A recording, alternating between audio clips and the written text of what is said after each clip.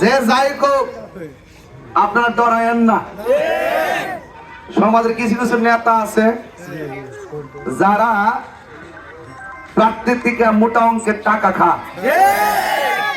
যদি কেন্দ্র থেকে ফাঁস না করাইতে পারে মাল যে খাইছে জবাব দেওয়া লাগবো না। তখন আইসা আপনার হুমকি দিব, মোমবাতির পক্ষে কিন্তু লাইম না, মামলা কিন্তু রেডি, তালিকা কিন্তু হয়ে গেছে গা, দইরা কিন্তু লয়ে যাবো গা, এইরকম কিছু হুমকি দিবে। আমি মনে করি এই হুমকি রাজনীতির ভাষা হতে পারে না। রাজনীতির ভাষা আপনি যে হুমকি দিচ্ছেন কাকে দিচ্ছেন? এই এলাকায় আপনার ভাতিজা, আপনার চাচাতো ভাই, আপনার খালাতো ভাই, আপনার প্রতিবেশী, তাকে আপনি মামলার হুমকি দিচ্ছেন, তাহলে আপনি নেতাই না, নেতাও না।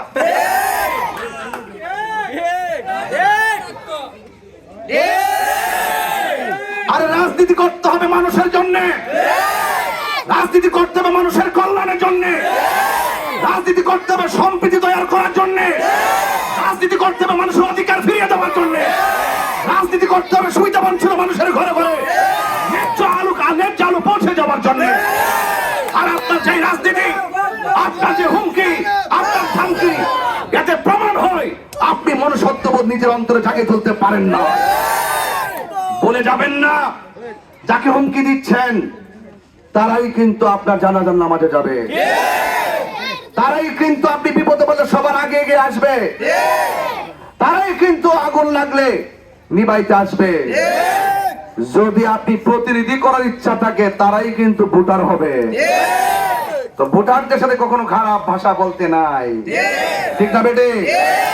আমার রাজনীতি চিন্তা হইল আপনার রাজনীতির প্রচার আপনি করতে থাকেন, আমার প্রচার আমি করতে থাকি।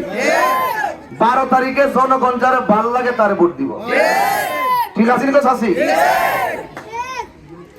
মাধবপুর সোনার কোনো মার্কা আছে? মার্কা একসাথে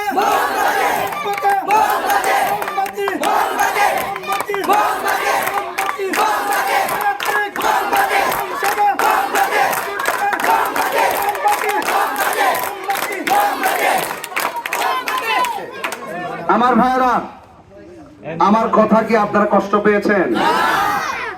আপনারা যদি আমাকে প্রতিনিধি বানান, কথা দিয়া যায়, আমার যে ভোট দিব সেও ঘরের দরজা খুলে ঘুমাইব, আমার যে ভোট দিত না সেও দরজা খুলে ঘুমাইব, আমি পাহারাদার হয়ে থাকবো ইনশাল্লাহ। আমার প্রতি আপনার বিশ্বাস আসেনি? আপনার কি মনে হয় যে আমি মাইরা খাইলাম? বাবারে, আমার ওই 12 তারিখ তো নির্বাচন, 13 তারিখ থেকে মাহফিল শুরু, ঠিক আছে নি? আল্লাহ যদি আমার দয়া করে এক বছরে কয় তাহিরুজের মাধবপুর সোনাকে কি আছে, বাড়ি তো নাই, ঘর তো নাই, উমা ওহনো যদি ওই মুজাহিদ যদি বাইরে হই, এখনো যদি বাইরে হইছে মাধবপুর একটা জায়গা কিনা ইমার্জেন্সি একটা বিল্ডিং করে লন, করা কি সম্ভব না? বাড়ির বড়াই করেন না, টাকার বড়াই করেন না, অহংকার করেন না, অহংকার করেন না। দুনিয়ার সবাই মুসাফির, মুসাফির কথা বলেন, ঠিক কিনা? মুসাফিরের ভাষায় কথা বলেন, বেশি শক্তি আর টাকার গরমে কথা বলবেন না। বহু টাকাওয়ালা দেখছি মাটির ঘরে পড়ে রইছে। আজকে আলেম ওলামারা খানকা ছেড়ে রাজপথে কেন আইছে?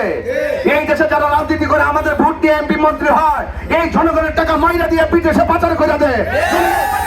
কথা বলেন, ঠিক না? আলেম ওলামারা গেলে মাইরা খাইতো না।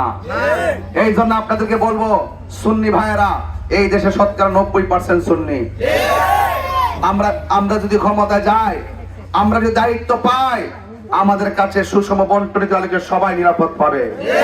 আমি কথা দিয়ে গেলাম যে যে ধর্মীয় হোক না কেন, হিন্দু মন্দিরে যাবে, বৌদ্ধ বেগড়ায় যাবে, খ্রিস্টান গির্জায় যাবে, মুসলমান মসজিদে যাবে, যার যার ধর্ম পালন করবে। আমি আমার ধর্ম পালন করব, আমার ধর্মের প্রচার করব, কিন্তু কেউ কাউকে কোনো অত্যাচার, বিচার, জুলুম, নির্যাতন করা যাবে না। রাজি আছি সবাই? মা বোনদেরকে বলবো, আপনারা সকাল সকাল সকাল সকাল কেন্দ্রে যায়া মোমবাতি মার্কায় ভোট দিবেন, ঠিক আছে তো? কাহারও ফান্দে পড়বেন না, কাহারও হুমকিতে ভয় পাবেন না। লেভেল প্লেইং ঠিক রাখার জন্য নির্বাচন কমিশন সর্বোচ্চ চেষ্টা করছেন।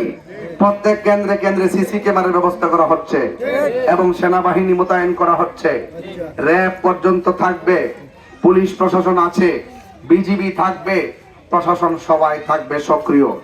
যদি কোনো মানুষ হুমকি দামকি দেয় তাহলে তার একদম, যদি আপনি সৎ সাহস থাকে, ডাইরেক্ট বলবেন যে আমাকে এমুকে হুমকি দিছে।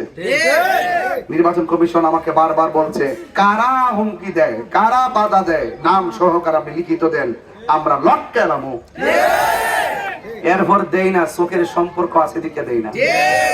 চোখের কিছু সম্পর্ক আছে তো, কারণ তাহিরি বেঈমান না, ঠিক আছে নি?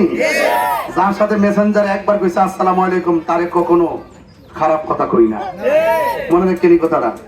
এই জন্য আপনারা সবাই নির্বিঘ্নে 12 তারিখে ভোট হবে কোথায়? মোমবাতি মার্কায় ভোট দিবেন।